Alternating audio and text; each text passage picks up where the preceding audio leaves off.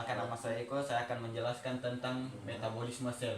Metabolisme sel adalah dari bahasa Yunani yang artinya perubahan. Jadi metabolisme adalah sebuah reaksi perubahan secara kimia yang terjadi di dalam sel yang berperan penting dalam regenerasi energi dan molekul. Pada metabolisme terjadi proses besar-besaran, terjadi molekul yang kecil serta dengan penghasilan energi. Proses ini disebut katabolisme. Selain itu juga terdapat pembentukan disebut katabolisme. Selain itu yang biasanya membutuhkan energi. Proses ini disebut dengan anabolisme. Ini adalah konsep metabolisme seperti sebelumnya yang sudah dijelaskan bahwa terdiri dari dua proses, yaitu katabolisme dan anabolisme. Kemudian ATP yang terbentuk dari pembelahan suatu gugus fosfat ke molekul ADP atau yang disebut dengan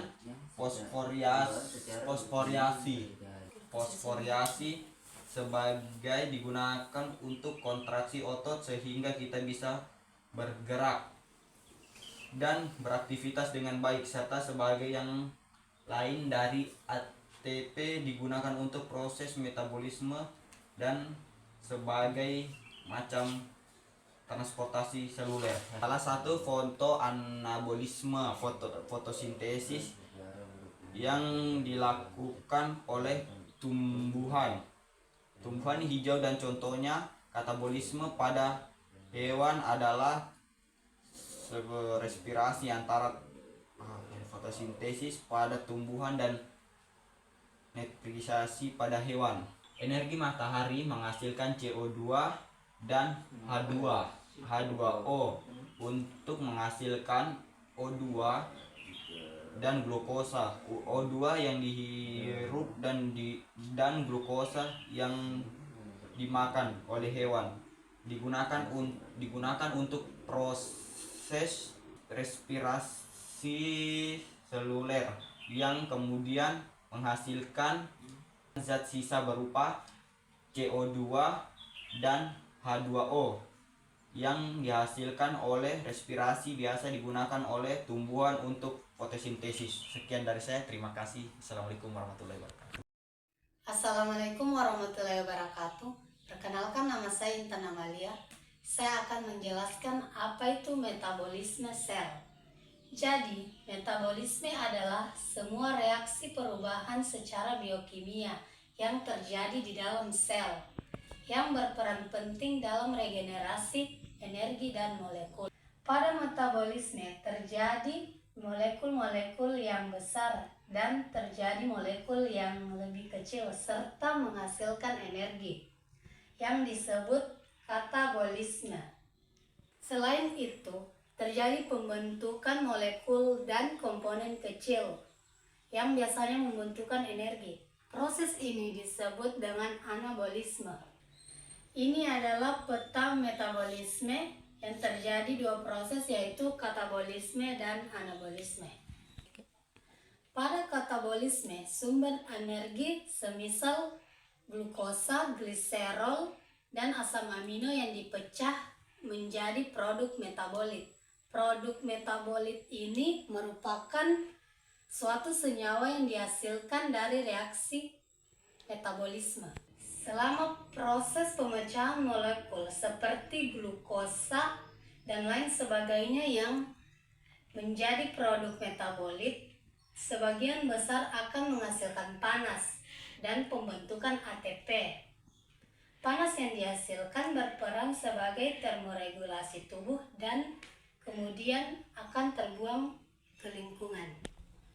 Kemudian ATP yang terbentuk dari penambahan suatu gugus fosfat ke molekul ADP yang disebut dengan fosforilasi ADP. Sebagian digunakan untuk kontraksi otot sehingga kita bisa bergerak dengan baik dan beraktivitas dengan baik. Pada anabolisme ATP digunakan untuk pembentukan prekursor intraseluler yang sebagai bahannya berasal dari nutrisi eksternal. Prekursor ini kemudian akan digunakan untuk memulai biosintesis intermediate seperti asam amino dan lain sebagainya untuk melakukan proses ini yang membutuhkan ATP. ATP juga digunakan untuk pembentukan biopolimer seperti protein sebagainya dari molekul intermediate yang telah tersedia ketika ATP digunakan dan mengalami defosfarilasi sehingga ia kehilangan satu gugus fosfatnya dan kemudian menjadi ADP. Jadi fosfarilasi dan defosforilasi ADP ini akan berjalan terus-menerus membentuk siklus. Salah satu contoh anabolisme adalah fotosintesis yang dilakukan oleh tumbuhan hijau, dan contoh katabolisme pada hewan adalah respirasi antara fotosintesis pada tumbuhan dan respirasi pada hewan. Terdapat hubungan timbal balik yang saling menguntungkan. Fotosintesis membutuhkan energi matahari, CO2 dan H2O untuk menghasilkan O2 dan glukosa yang dihirup dan glukosa yang dimakan oleh hewan. Digunakan untuk proses respirasi seluler yang kemudian menghasilkan zat sisa berupa CO2 dan H2O yang dihasilkan oleh respirasi. Bisa digunakan oleh tumbuhan untuk fotosintesis. Sampai di sini penjelasan saya tentang metabolisme sel. Saya kira assalamualaikum warahmatullahi wabarakatuh. Warahmatullahi wabarakatuh. Perkenalkan, nama saya Agus Salim. Di sini saya akan menjelaskan tentang metabolisme sel. Metabolisme sel berasal dari bahasa Yunani yaitu perubahan. Jadi metabolisme adalah semua reaksi perubahan secara berkimia yang terjadi di dalam sel yang berperan penting dan generasi energi dan molekul. Pada metabolisme terjadi proses molekul-molekul besar, terjadi molekul-molekul yang lebih kecil, serta dengan penghasilan energi. Proses ini disebut katabolisme. Selain itu, juga terjadi pembentukan komponen kecil yang besarnya membutuhkan energi. Proses ini disebut juga metabolisme. Ini adalah peta konsep metabolisme. Seperti sebelumnya yang sudah dijelaskan bahwa pada metabolisme terdiri dua proses, yaitu katabolisme dan katabolisme dan anabolisme. Pada katabolisme, sumber energi semisal glukosa, gliserol, dan asam amino akan dipecah menjadi produk metabolis. Produk metabolit merupakan suatu senyawa yang dihasilkan dari reaksi metabolisme.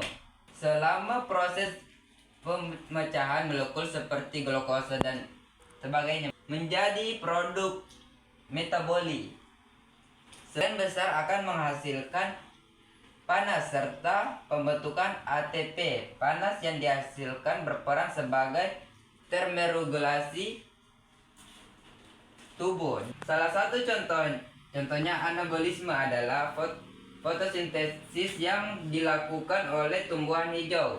Nah, bisa dilihat di sini, ini adalah tumbuhan hijau, pohon apel.